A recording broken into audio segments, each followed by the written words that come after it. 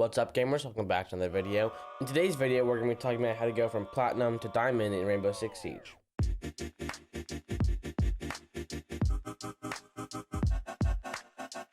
Before we go any further, the links to my Twitch and Twitter description below, so make sure you go check those out.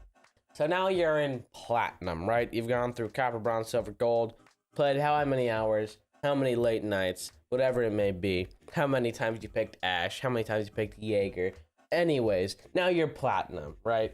In my opinion, you're not really Platinum until you at least hit like 3,400 elo, right? Like at least mid Plat 3 to like high Plat 3. The highest elo I've been is like 3519, which is, I was like 1.5 games off of Plat 2, but oh well. Anyways, now into the tips, right? Now you're Platinum, you probably understand this game well enough to start learning how you die.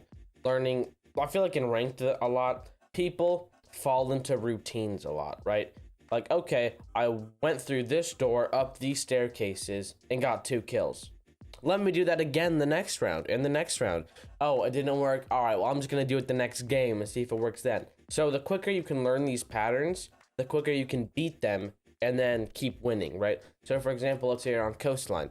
You die to an Ash pushing through Towel Door near Sunrise. It's like, all right, well, she pushed through there, so next round she's probably gonna do the same thing.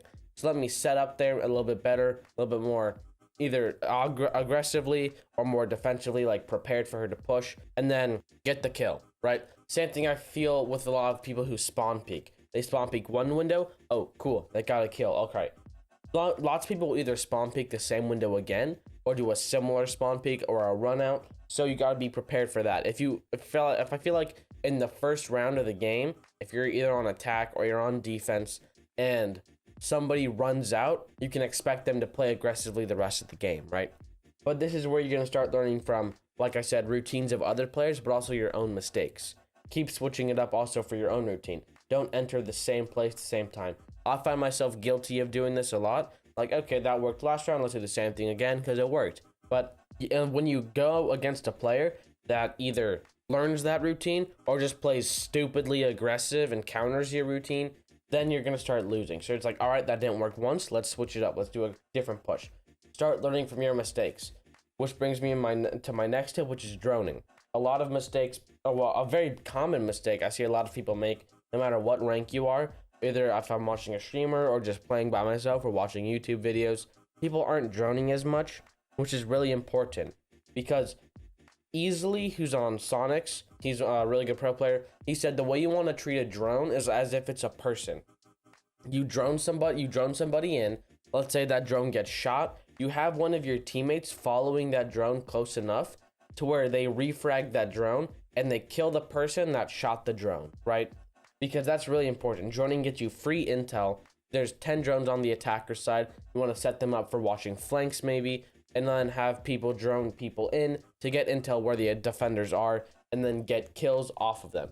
On defense, if you don't have a lot of utility, let's say you're playing like a Vigil or something, don't just sit there on your phone. Run around and shoot as many drones as you can. If you shoot 4 drones in the prep phase, now the attackers only have 6 drones instead of 10, which is really important actually. People sleep on drones a lot and I don't know why. My next tip is going to be learning the roles of the game. I feel like in these past videos, we've talked a little bit about operator selection and who plays what and how each operator impacts another. But now we're going to start learning the roles and picking like a role you play. For example, you look at Dan3041. Lots of the times I see his clips, he's playing Thermite. That's kind of the role he plays on ranked. When he's playing either solo queue or with some of his friends, he's playing Thermite. And then I look at some other people like Shock, for example. He plays a lot of Sledge or Vigil. But he said when he's on his champion account trying 5-stacking with people he knows, he's playing lots of Nomad. So people have their roles they play, and then you find people who play complementing roles, and then you stack together, and then you can end up winning more games because you're droning people in. You don't have 5 Ash mains like G2, and you can end up winning more games, right? Then my last tip is going to be start playing this game correctly, right?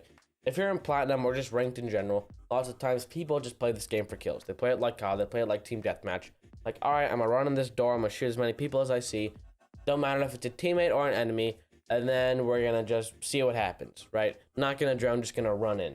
That's kind of like 2 tips in one. But anyways, start playing for the bomb. This whole game revolves around the diffuser. I've talked about this a lot in my past videos. If you've watched them, You've probably heard me talk this. If you watch my streams, link in the description, you've probably heard me talk about this.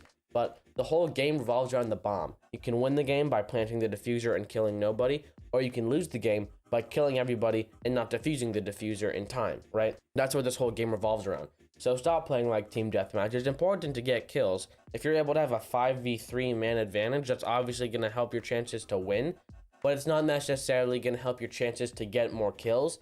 It's going to help your chances to be able to plant the bomb and then make sure every angle is watched and covered. So when those 3 defenders have to attack, go back on the offensive to defuse the diffuser, you have 5 teammates watching the angles, crossing their crossfires. So basically, they have no chance of even getting to the diffuser. But that's pretty much all I have to say for this video. Quickly recapping, start learning other players' routines. Try not to form routines by that you do yourself throughout every game. Like, all right, I go through this door, through this window, up these stairs, whatever it may be. Start learning from your mistakes. A big mistake is droning. Make sure you're droning as much as you can. If you're on defense and you're done setting up, shoot as many drones as you can. This kind of like, I talked about this. I don't know if I've posted that video yet, but my how to play Mozzie video. In the prep phase, if you're Mozzie, shoot the drones with your gun. Don't try and capture them. Because if you shoot a drone with your pest in the prep phase, you deny 1 drone. But if you shoot a drone with your gun in the prep phase, and then you capture one in the action phase, you deny 2 drones. And you do that with all 3 pests. Instead of having the attackers having 7 drones, they have 4 drones. So that's really important. Just a quick tip right there. But then my last tip, one of my last 2 tips were learning what role you play. If you're like me, you don't have the best gun skill, I play lots of thermite and smoke and help my teammate that way by denying the plant, by opening a wall, and by planting.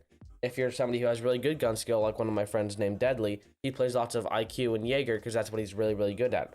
So playing what you're strongest at is really, really important, especially if you're trying to win with a stack.